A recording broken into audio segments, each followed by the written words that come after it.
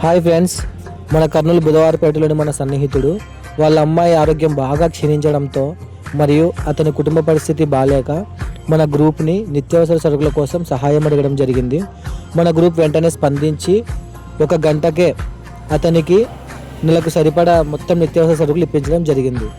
సహకరించిన వారందరికీ ధన్యవాదాలు. నీరు నేల ఆకాశం నీపై చూపెను పాశం, దారే తప్పిన పాదాలు గాడిన పడితే సంతోషం, తరతరాల చెమట చుక్కలు లాల పోసెను భూమికే, బాధ్యతగా కొనసాగినాదో నైవేద్యమేగా స్వామికే, పేగు బంధమే ఊరికున్నది తెలుసుకుంటే స్వర్గమే, అడుగు పెడితే గడప నవ్వెను గర్భగుడి స్వగ్రా